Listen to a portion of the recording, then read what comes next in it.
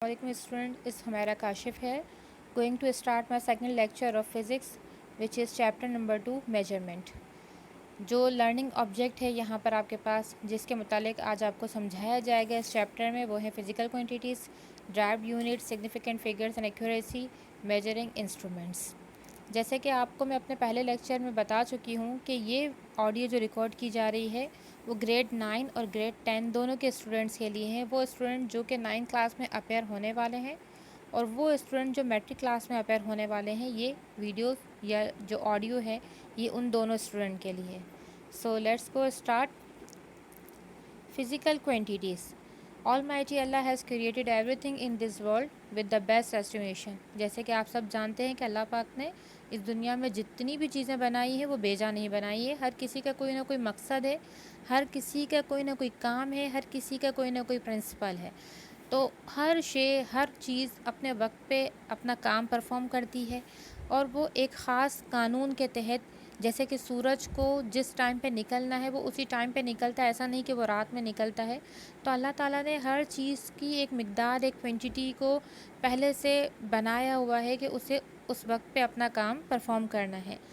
इन्हीं सारी चीज़ों को देखते हुए, यही नेचर को देखते हुए, जो हमारे साइंटिस्ट है, जो हमारे फिजिशियंस है, उन्होंने नेचर की डिस्कवरी करना शुरू की है कि ये नेचर पे क्या लॉ होना चाहिए है, कौन सी खुदा पाक का जो कायम किया हुआ शे है वो किस वक्त क्या काम कर रही है, उसको किस तरह से डिस्कवर किया गया है, कोशिश कर रहे हैं वो इस पर काम करने की। तो फिजिशियंस ने जो है वो बहुत सारी चीज़ों पे काम करना शुरू किया है और यहाँ पर हमें उन्होंने बताया कि जितनी भी फ़िज़िकल क्वांटिटीज़ हैं वो दरअसल में 2 ग्रुप से मिलकर बनी हुई होती है। एक आपके पास होता है फंडामेंटल ग्रुप या फंडामेंटल क्वांटिटीज़ और दूसरा होता है आपके पास ड्राइव्ड ग्रुप या ड्राइव्ड क्वांटिटीज़। यहाँ आपके पास है fundamental quantities. Fundamental quantity basically है क्या चीज़? ये वो फंडामेंटल हम कहते हैं किसी भी बेस को, किसी भी बेसिक चीज़ को। अगर आप किसी इमारत को खड़ा करते हैं तो उस इमारत को खड़ा करने के लिए सबसे पहले हमें चाहिए होती ईंटें। बट अगर आप देखते हैं तो वो ईंट किससे मिलकर बनी होती है? वो मिट्टी के एक ज़र्रे से मिलकर बनी हुई होती है। तो किसी बिल्डिंग के क़याम के लिए सबसे पहले हमें मिट्टी का ज़र्रा होना ज़रूरी है। तो वो उसकी बेसिक कहलाती है, उसकी बेस कहलाती है। या हम जब बिल्डिंग को डेवलप करते हैं तो उसकी सबसे पहले जो ज़मीन के अंदर उसकी पूरी बेस बनाई जाती है, उसे हम अच्छे से मजबूत कर रहे होते हैं। इसी तरह से जब हम अपनी लाइफ में, अपनी रूटीन लाइफ में आते हैं, अपनी प्रैक्टिकल लाइफ में आते हैं, तो हर काम को करने के लिए हमें किसी एक जो है डायमेंशन की ज़रूरत होती है, एक यूनिट की ज़रूरत होती है। वो हमारे फंडामेंटल यूनिट्स कहलाते हैं। जैसे कि आप अपने आसपास देख सकते हैं, अगर कभी आप मिल्क शॉप पे जाते हैं तो दूध ख़रीदने के लिए आपको ये कहना पड़ेगा कि हमें इतना लीटर दूध चाहिए है। अगर आप सब्ज़ी कुछ ख़रीदने जा रहे होते हैं तो अगर आप आलू लेने जाएंगे, आप कहेंगे कि मुझे 1 किलो आलू चाहिए है। हर किसी चीज़ को, हर पैमाने को बताने के लिए आपको उसकी मेजरमेंट बतानी होती है और उसकी डायमेंशन जो है हमें बताना ज़रूरी होता है। तो ये सारी चीज़ें आपके पास बेसिक क्वांटिटीज़ कहलाती हैं या फंडामेंटल क्वांटिटीज़ कहलाती हैं, जो कि आपके पास दर्ज झैल है, यहाँ पर मौजूद है। जैसे टाइम है, टाइम 2400 घंटे चल ही रहा होता है, ये फंडामेंटल है, बेसिक है। इसके अलावा लेंथ है, ये मास है, ये आपके पास 3 बेसिक चीज़ें हैं, ये फंडामेंटल क्वांटिटीज़ कहलाती हैं। नेक्स्ट आपके पास आ जाता है ड्राइव्ड क्वांटिटीज़। ड्राइव्ड क्वांटिटीज़ क्या होती हैं? जब आप 2 या 2 से ज़्यादा फंडामेंटल क्वांटिटीज़ को आपस में मिलाते हैं तब जाके एक ड्राइव्ड क्वांटिटी बनती है। लाइक यहाँ पर वेलोसिटी आपके लिखा हुआ है, स्पीड लिखा हुआ है। स्पीड का सिंबल इन्होंने बताया कि स्पीड लफ्ज़, स्पीड को आपके सिंबल से शो करेंगे, उसे हम वी से शो करते हैं। इसी तरह उसका यूनिट लिखा हुआ है। देखिए आप यहाँ पे 2 बेसिक यूनिट्स को कंबाइन किया हुआ है। फर्स्ट बेसिक यूनिट क्या है? Meter, and second basic unit क्या है? सेकंड।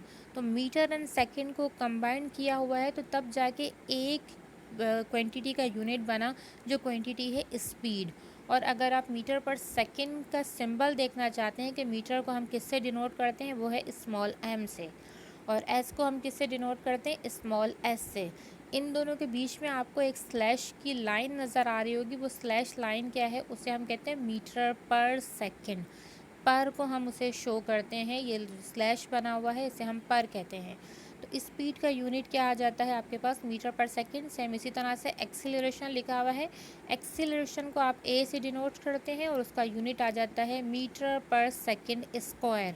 تو میٹر پر سیکنڈ اسکوائر کو جو یونٹ ہے اسے ہم کس سمبل سے شو کرتے ہیں, اس کے لیے کون سے الفابیٹس یوز کرنے ہوتے ہیں, وہ الفابیٹ آپ کے پاس میٹر کے لیے ہم اسمال ایم شو کرتے ہیں, پر کے سائن کے لیے جو سلیش لگا ہوا ہے وہ ہم ڈینوٹ کرتے ہیں, اور سیکنڈ کا اسکوائر لکھا ہوا ہے تو سیکنڈ کو ہم ایس سے ڈینوٹ کرتے ہیں. تو ہم نے وہاں پر سیکنڈ کا اسکوائر لگا دیا. اسی طرح سو دیٹ یہاں پر یہ کوانٹیٹیز چل رہی ہوتی ہیں. نیکسٹ ٹاپک آ جاتا ہے آپ کے پاس اسٹینڈرڈ آف لینتھ.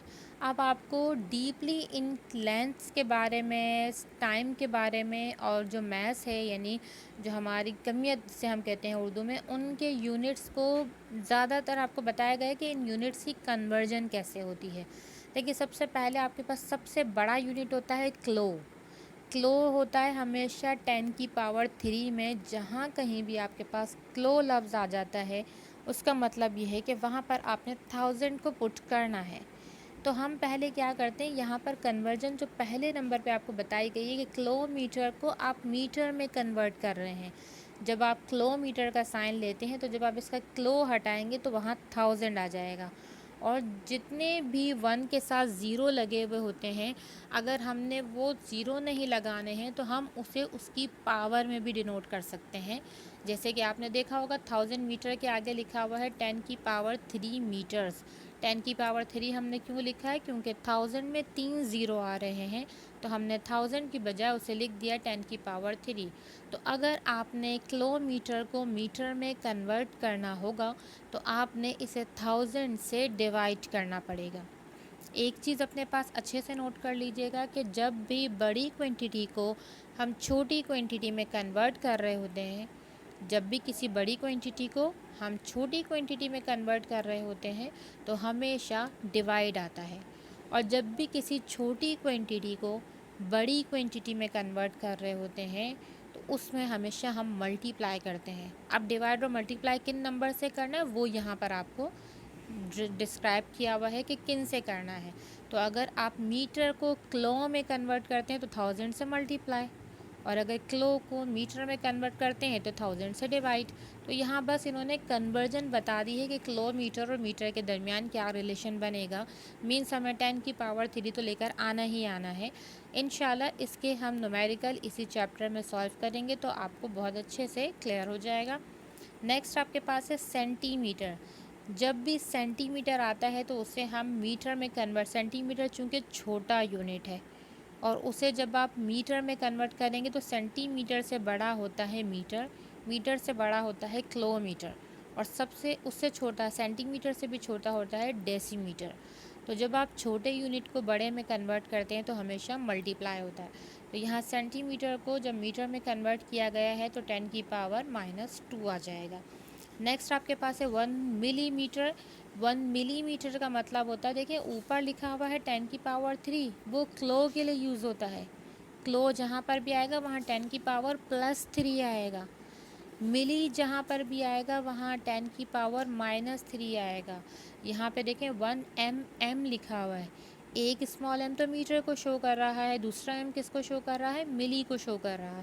تو 1 ملی میٹر ایکول ہو جائے گا 10 کی پاور -3 میٹرز کے. اس کے بعد نیکسٹ لائن میں آپ کے پاس آ جاتا ہے نمبر 4 پہ 1 مائکرو میٹر. مائکرو یہ یو کی طرح کا ایک سمبل ہوتا ہے جسے ہم مائکرو کہتے ہیں, اس کا مطلب ہوتا ہے 10 کی پاور -6. نیکسٹ ہے آپ کے پاس 1 نینو میٹر. نینو لفظ 9 اور نینو جو ہے ملتا جلتا ہے, اس سے آپ کو یہ یاد رہے گا.